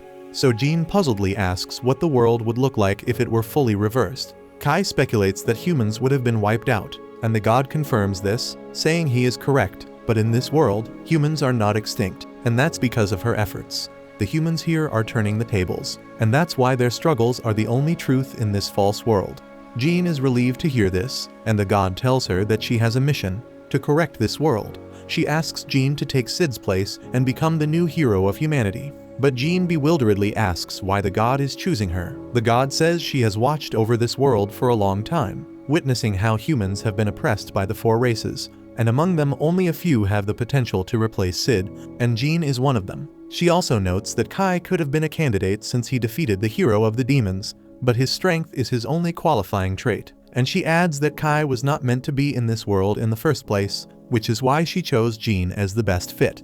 Jean asks what she is supposed to do, and the god replies that nothing has changed. She must lead her followers in battle as always. She tells Jean to defeat the heroes of the four races and the last riser, and once she does, the world will be restored. Kai asks if the god knows what the last riser actually is, but she admits she doesn't. This strange entity did not exist in the original history. Jean then asks what will happen after they defeat the heroes of the four races and the last riser. The god says it depends on how deeply the world has been affected by the reincarnation. No one can determine how much the world has been overwritten, and it is uncertain whether it will revert to its original state, or remain as it is after the humans achieve victory. She then tells them they will discover the answer in due time, but for now, they should focus solely on winning the war. The god expresses high expectations for Kai and Rin as well and urges them to go forth and become the new heroes of humanity. They all begin to leave, and on the way out, Kai notices something is bothering Rin and asks her if anything is wrong. Rin says she couldn't tell if the voice was dangerous or not. In some ways, it felt comforting, but it also gave her a bad feeling. Kai reassures her, saying it should be fine because if the voice belonged to the one who created the code holder, it shouldn't be an enemy of humanity. They then exit the building, and Rewritten asks what took them so long. They apologize, and she wonders if something happened, but Jean dismisses it, saying they just found a strange stone statue. She suggests they head back, and as she and Kai move ahead, Rewritten spots a winter sage fruit tree and asks Rin to pick some fruits. She explains they're a spiritual medicine that can heal any wound. Meanwhile, Kai tells Jean not to worry too much about her new title, promising he'll stay with her until the end. He declares that they will end the war of the 5 races, and he'll do whatever it takes to make it happen. Jean agrees, saying the prophecy doesn't really matter, they have to do what they must. Hearing this, Kai remarks that Jean is the same in this world as she was in his old one. Jean still finds it hard to believe there could be another world besides this one. She asks him what kind of relationship they had in his world, and he replies that they were colleagues and childhood friends. So Jean wonders if he would like to be friends with her in this world as well. Kai agrees but adds that he doesn't think it will change anything between them. Jean laughs, thinking he's the only one unfazed by the idea of becoming friends with her. Just then, Rewritten and Rin join them, carrying the winter sage fruits. Later, they are seen traveling by car, and Rewritten has made some kind of juice for Kai using the fruit she picked earlier. Rin doesn't want Kai to drink it because the juice smells awful, and she fears he might die from drinking something so foul. Rewritten insists he won't, taking a sip herself to prove her point, but the taste is so terrible that she immediately vomits it out. Trying to save face, Rewritten argues that the worse it tastes, the more potent its effects, and she serves some to Kai. Rin urges him again not to drink it, but he goes ahead anyway. As he does, Jean announces they're nearing the border of the Yulin Federation and warns everyone to stay alert. Saki then peers out the window, scanning for any signs of the enemy. She spots a strange triangular building, and from her description, Kai guesses it might be one of the graveyards. So they decide to stop and investigate. Jean then recalls that these are the types of buildings where the 4 races were once captured in Kai's world. So Kai believes this graveyard is where the spirit race was sealed. But suddenly Rin alerts them that they are surrounded. Slimy creatures begin to drop from the sky, prompting everyone to take battle positions. They open fire on the slimy spirits, but their guns have little effect. Jean then quickly orders everyone to retreat to the vehicles. Though Phelan continues fighting, Kai moves to support her, pointing out that the only way to destroy spirits is by burning their bodies. But despite knowing this, they're unable to act because they lack the proper weapons. Just then, soldiers armed with incinerator guns arrive and begin burning the spirits. It becomes clear they are the resistance army from the Yulin Federation. As the remaining spirits merge into one massive entity, the resistance leader swiftly destroys it and then approaches, asking if the members of the Ursa rebel army are unharmed. The leader named Bomung then asks Phelan if she is alright and comments that it's been a long time since they last met. He greets Jean as well, and she thanks him and his troops for their timely rescue. Bomung then praises them for their courage against the spirits. Phelan tries to slip away from the conversation, but Bomung stops her, saying he isn't finished talking. Phelan says that she knows his tendency to talk too much, and rolls her eyes as his own soldiers chuckle at him. Just then, Rin warns them that the spirits are still lurking, and suddenly the spirits surround them with a bubble made of their own bodies. The soldiers fire at the barrier, but their weapons have no effect.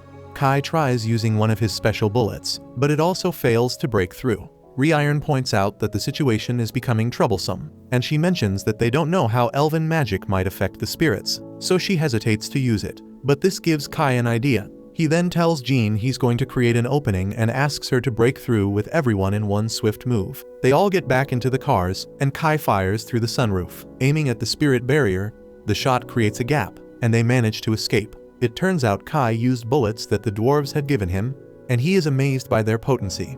Bomung is impressed and comments that Jean seems to have an excellent subordinate, but she corrects him, saying that Kai is her friend, not just a subordinate. She then suggests they begin their strategy meeting, and Bomung agrees, though he mentions wanting to make a stop first. They arrive at a lake, and Bomung explains that they originally came here to investigate this area. he notes that this is the Grand Arc Plains, and that there wasn't a lake here before. Rin then informs them that this isn't a lake at all, it's actually a spirit. As they watch, the water begins to move and transform, revealing itself as Kyoka, the hero of the spirits, and with an evil look she declares that they are in her way. Kyoka then fires a high-pressure blast of water at Kai, forcing him to leap out of the way, narrowly avoiding being obliterated in one hit. Then without hesitation, Kyoka morphs the water into a massive wrecking ball, smashing one of the vehicles. Seeing no other option, Kai goes on the offensive, using his sword to slice Kyoka clean in half, and to ensure she stays down, he orders Balmung's soldiers to unleash all their firepower, and they immediately torch Kyoka's upper body. However, Kyoka barely flinches, and instead of struggling, she absorbs the fire and swiftly reforms her body. Calmly she takes a deep breath, prompting Kai to realize she's about to do something huge, so he shouts for everyone to get back. And then Kyoka unleashes a colossal wall of flame. Kai quickly pulls out the code holder to block the attack, saving everyone. Oddly enough, Kyoka seems to recognize the code holder, despite this being her first encounter with Kai. It's also strange since spirits aren't supposed to speak, but as soon as Kyoka starts recalling memories, it triggers Last Riser's sensors.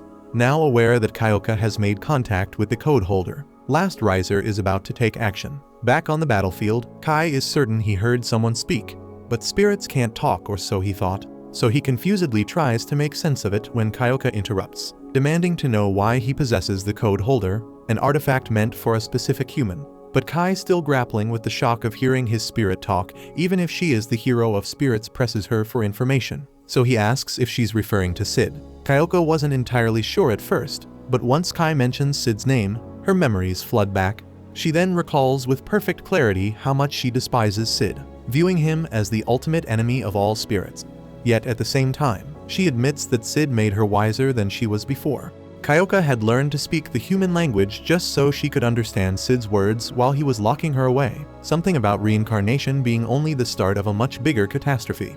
Kai still had a ton of questions for her, but before he can ask, he notices Last Riser's portal open right behind her. As if on cue, Last Riser appears, grabs Kyoka's head, and prepares to execute the Zero Code, planning to erase Kyoka from existence just for mentioning Sid's name. But Kyoka isn't new to dealing with Last Riser, so she effortlessly breaks free from its grip and strikes back.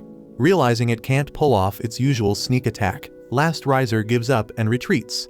Once it's gone, Kyoka reforms her body and lands back on the ground. She could keep fighting the humans, but she's had enough for today, so she casually tells them that she's done. But Balmung doesn't buy it though, and he's immediately suspicious, accusing her of trying to trick them. But Kyoka then calls him an idiot and says she's offering a ceasefire. Balmung shouts that she's the one who started the fight, but Kyoka just shrugs, claiming it was a misunderstanding. She thought they were ambushing her while she was regenerating. But Kai puzzledly wonders what Kyoka was recovering from in the first place. So Kyoka explains that earlier, she'd been battling Wrath, and that fight had been brutal.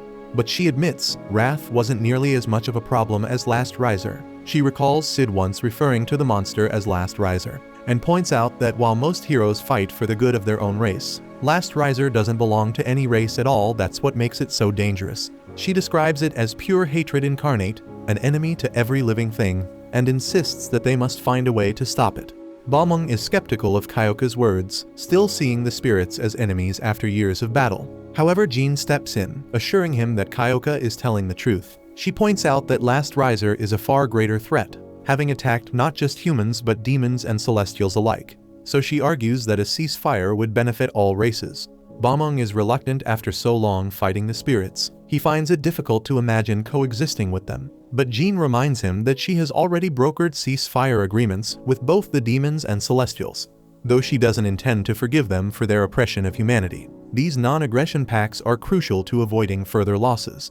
So in her view, accepting Kyoka's offer is the smart move. Eventually, Balmung concedes and agrees to the truce with the spirits, and with no further reason to stay, Kyoka announces that she's leaving. But before she departs, Kai asks where she's headed, so Kyoka gestures toward the Black Pyramid in the distance, explaining that she remembers the graveyard, the place where she first encountered Last Riser. After Sid disappeared, Last Riser appeared, sparking mixed reactions from the heroes. Vanessa despised it, Alfreya was disgusted, and Kyoka herself was cautious. Though indifferent at the time, the only one who embraced Last Riser was Wrath, and they've been working together ever since.